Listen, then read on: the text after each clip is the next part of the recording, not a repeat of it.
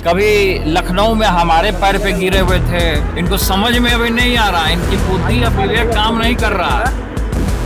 कभी क्या करेंगे नहीं करेंगे वो जानेंगे, पवन सिंह जी क्या करेंगे नहीं करेंगे। एनडीए के लिए पवन जी सक्रियता से काम करेंगे बीजेपी के कार्यकर्ता के नाते। तो सुना आपने, ये है भारतीय जनता पार्टी के राष्ट्रीय महासचिव विनोद तावड़े, जिनका कहना है कि अब पवन सिंह जो हैं भारतीय जनता पार्टी में कार्यकर्ता के तौर पर काम करेंगे और उन्होंने पार्टी की सदस्यता ले ली है।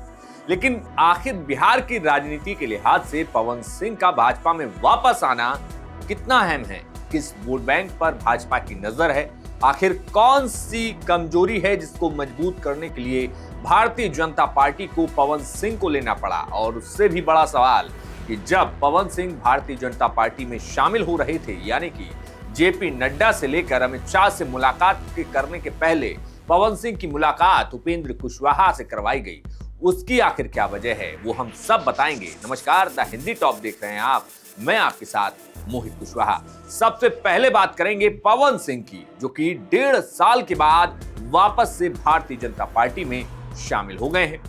लेकिन आखिर पवन सिंह के शामिल होने पर इतना सियासी बवाल क्यों मचा हुआ है? तो बिहार की राजनीति में फिर एक बार पवन सिंह की चर्चा बढ़ गई है। बता दें कि 1.5 साल पहले पवन सिंह जो हैं भारतीय जनता पार्टी से निकाले गए और उसके बाद अब 1.5 साल के बाद उन्हें वापस पार्टी में लिया गया है। लेकिन इस 1.5 साल के दरमियान क्या कुछ हुआ, कैसे समीकरण बदला, क्या कुछ स्थिति बनी और खास तौर से वोट बैंक में और बिहार में जाति की राजनीति पर कितना प्रभाव पड़ेगा, उस पर हम चर्चा करेंगे। लेकिन पवन सिंह बीते मंगलवार को जब भारतीय जनता पार्टी में शामिल हुए तो उन्होंने ट्वीट करते हुए लिखा, जातिवादी राजनीति के पोषकों के दिल पे आज ये फोटो देख के सांप लौट रहा होगा, लेकिन जिनके दिल में विकसित बिहार का सपना बसता है वो कब तक एक दूसरे से दूर रह सकते हैं। आज हमारे गृह मंत्री अमित शाह और हमारे राष्ट्रीय अध्यक्ष जेपी नड्डा उपेंद्र कुशवाहा जी से मुलाकात हुई और उन्होंने दिल से आशीर्वाद दिया। मोदी जी और नीतीश जी के सपनों का बिहार बनाने में आपका बेटा पवन पूरा पावर लगाएगा। तो ये तो वो ट्वीट था जिसके जरिए पवन सिंह की तस्वीरें सामने आई। लेकिन अब हम बात करेंगे कि आखिर पवन सिंह के भाजपा में आने के रास्ते में उपेंद्र कुशवाहा का घर कैसे पड़ा और उपेंद्र कुशवाहा के यहां ही पवन सिंह को क्यों जाना पड़ा। ये तो आप सब जानते हैं कि 2024 के लोकसभा चुनाव में उपेंद्र कुशवाहा को, उनकी पार्टी को भारतीय जनता पार्टी और एनडीए ने सिर्फ एक लोकसभा की सीट दी। 2014 में जब उपेंद्र कुशवाहा की आरएलएसपी हुआ करती थी पार्टी, उस दौरान एनडीए ने, बीजेपी ने बिहार में उपेंद्र कुशवाहा को 2 सीटें दी थी। इन 2 सीटों पर उपेंद्र कुशवाहा की सांसद जीतकर भी आए थे और उपेंद्र कुशवाहा को मोदी सरकार जो सबसे पहले 2014 में बनी, उसमें मंत्री भी, मानव संसाधन का राज्य मंत्री बनाया गया था। लेकिन चीजें बाद में बदली। 2019 के लोकसभा चुनाव तक उपेंद्र कुशवाहा अलग हो गए, लेकिन 2024 के चुनाव के पहले उपेंद्र कुशवाहा ने फिर जो है एनडीए में वापसी की। उपेंद्र कुशवाहा को लेकिन 2024 के चुनाव में सिर्फ एक सीट मिली, वो भी काराकाट की सीट पर उपेंद्र कुशवाहा खुद चुनावी मैदान में थे। लेकिन सियासी तौर पर उठापटक या यूं कहें तो गणित इस तरीके से बैठा कि भोजपुरी सुपरस्टार पवन सिंह निर्दलीय काराकाट के चुनावी मैदान में उतर आए। दरअसल उससे पहले भारतीय जनता पार्टी में कई बड़े पदों पर पवन सिंह थे और यहां तक कि पार्टी ने 2024 के ही लोकसभा चुनाव में पवन सिंह को पश्चिम बंगाल की आसनसोल लोकसभा सीट से लोकसभा का टिकट दिया। लेकिन बताया जाता है कि बंगाल में पवन सिंह की महिलाओं को लेकर गाए गए गानों के विरोध के कारण वहां से उनका टिकट वापस कर दिया गया, जिसके बाद चुनाव लड़ने की महत्वाकांक्षा रखे हुए पवन सिंह वापस बिहार आए और निर्दलीय तौर पर काराकाट से पर्चा भर दिया। अब काराकाट में यह हुआ कि चुनाव जो है ट्रायंगुलर हो गया। जो बाइपोलर पक्ष यानी कि एनडीए और महागठबंधन के बीच हो रहा था, लेकिन वो त्रिकोणीय समीकरण में चला गया, जहां पर एक तरफ एनडीए की तरफ से उपेंद्र कुशवाहा चुनावी मैदान में थे, दूसरी तरफ निर्दलीय पवन सिंह और महागठबंधन की तरफ से काराकाट सीट पर सीपीआई के राजाराम चुनावी मैदान में थे। राजाराम खुद कुशवाहा समाज से आते हैं और उपेंद्र कुशवाहा भी कुशवाहा समाज से। तो कहा जाता है कि यहां पर सबसे ज्यादा नुकसान उपेंद्र कुशवाहा को उठाना पड़ा। बिहार की राजनीति का एक बड़े चेहरे को यहां पर हार का सामना करना पड़ा।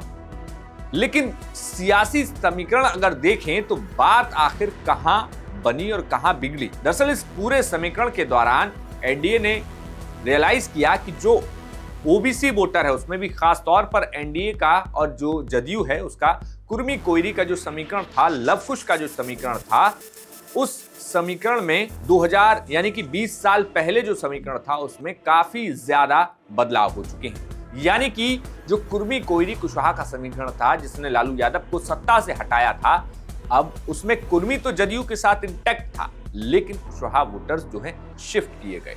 इसका नतीजा यह हुआ कि 2020 के चुनाव में महागठबंधन की तरफ से कुशवाहा नेताओं को इतने टिकट दिए गए जिसमें 16 कुशवाहा जो विधायक चुनकर आए थे उसमें अधिकांश तौर पर इंडिया गठबंधन के ज्यादा थे।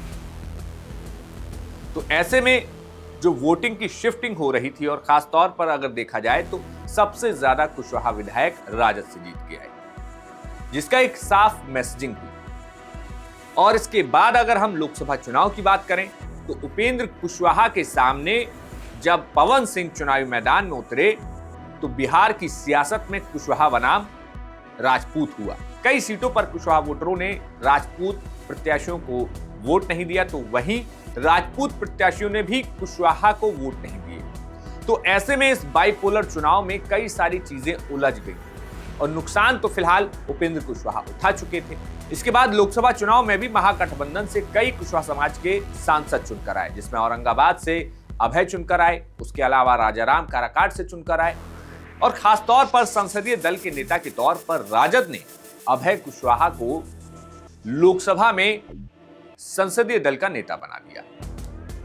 कहा यह जा रहा है कि इसी डेंट से निपटने के लिए उपेंद्र कुशवाहा को एनडीए ने, भारतीय जनता पार्टी ने अपनी तरफ से राज्यसभा भेजा, जिसके बाद उपेंद्र कुशवाहा चुनाव हारने के बाद भी भारतीय जनता पार्टी की तरफ से राज्यसभा भेजे गए।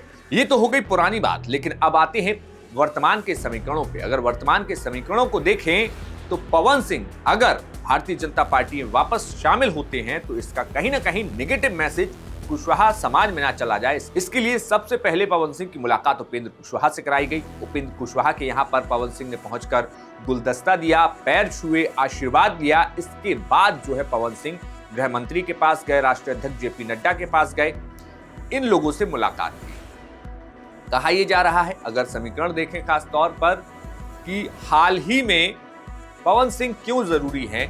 जिस तरीके से कॉन्स्टिट्यूशन क्लब के चुनाव में राजीव प्रताप रूढ़ी बनाम संजीव बालियान और ये जो राजपूत बनाम जाट और गुजर जो अन्य बिरादरी न सिर्फ भारतीय जनता पार्टी के अंदर और अन्य पार्टियों में भी हुआ, उसका कहीं ना कहीं जो डैमेज कंट्रोल था उसका फायदा लेने के लिए पवन सिंह को लाया गया है।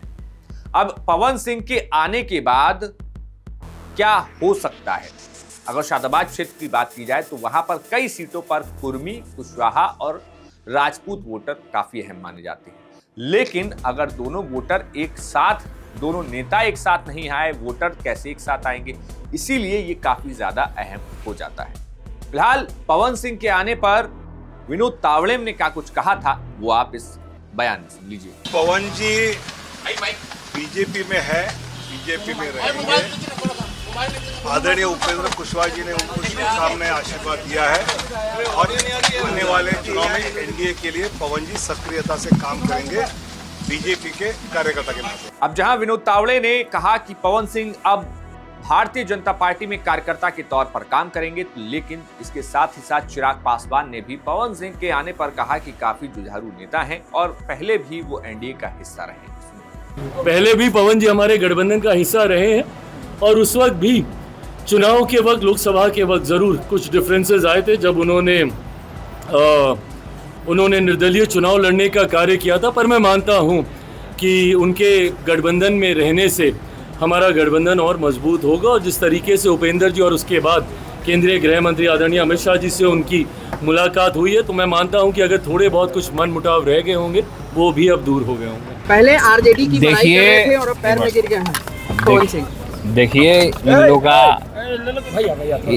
इन लोग का यही काम है, कलाकार का और खासकर जिस व्यक्ति का आपने नाम लिया पवन सिंह का, तो पवन सिंह जो है कभी लखनऊ में हमारे पैर पे गिरे हुए थे, INS वाले भैया थोड़ा सा नीचे लोगों हमारे पैर पे गिरे हुए थे पवन सिंह, और फिर दोबारा चले गए किसी और के पैर में गिर रहे हैं। तो ये लगातार किसी न किसी के पैर में गिर ही रहे हैं। इनको समझ में अभी नहीं आ रहा, इनकी बुद्धि या विवेक काम नहीं कर रहा। तभी क्या करेंगे नहीं करेंगे वो जानेंगे। पवन सिंह जी क्या करेंगे नहीं करेंगे, वो कलाकार हैं, उनको कलाकारी करना चाहिए अपना।